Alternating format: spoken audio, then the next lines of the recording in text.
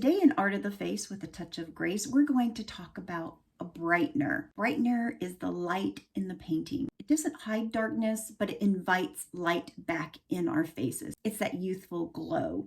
Where it can go on the inner corners.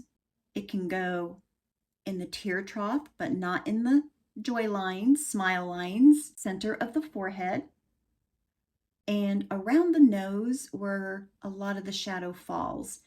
Other areas you can add a brightener to is the temples. If you have sunken in temples and they need to come out a little bit more, look more rounded, you can apply that brightener in that area. And you can also apply a brightener underneath the contour if you want a more chiseled look and along the top of the jawline to give more definition. To apply, you're going to want to use less than you think. So go to your palette, the small end of the detail brush, and press in your lighter color. We want to remember to blend upward and not necessarily downward, but guess what? It's okay if you do that. All of it will still look so beautiful on you. So now let's go into application.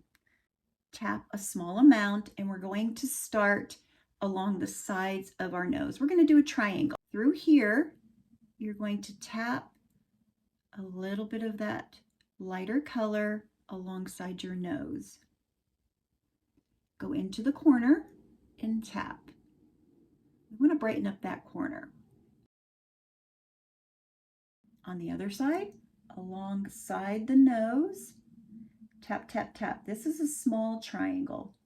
Now you can go into that tear trough area with whatever is remaining on your brush. You don't want to keep adding makeup underneath your eye. It's going to cause creasing. Now, if there is creasing on your face, what that just means, it's not the makeup, it's application. You've applied too much, and you can always go back into your perfector and tap, tap, tap. Remember, a perfector prepared properly will remove excess makeup. So a brightener should soften up your face, giving you a youthful look and not spotlight our texture, which texture is right around this area. Texture is wrinkles. So avoid putting that lighter color on the outer corner of your eye. We don't want to accentuate that. So let's go into some more areas. One of my series on contouring, which I have on my nose right now, I referenced the brightener color, and that's where we're going to go right now. So with that brightener color, you're going to take the brightener down your nose in between those two lines, and you're just going to tap. We're always tapping on our makeup. Now in the center of the forehead, it's a small triangle. You can use a 2-finger method, which is the size of the area. So again, tap and just go into this area. You can make it a triangle, a circle, a couple of dots, but in the end, it just needs to blend and be 2 fingers in length and in width. Take it to the top of your brow where the peak is and just tap, tap, tap. Tapping is what is being used to blend. So we're going to tap, tap, tap the brightener, tapping down the nose once more. Another area I spoke of is the temple area. As we mature, the temple area starts to sink in. So we're going to tap, and as you can see, there's shadowing through here, and I'm going to tap a little bit of this brighter color. Just a little bit. And what's happening is it's starting to move outward. So light colors bring forth as dark colors recede. We don't want to look more sunken in. So lighter colors bring out or bring forth. So we're tapping, tapping. Let's go on the other side.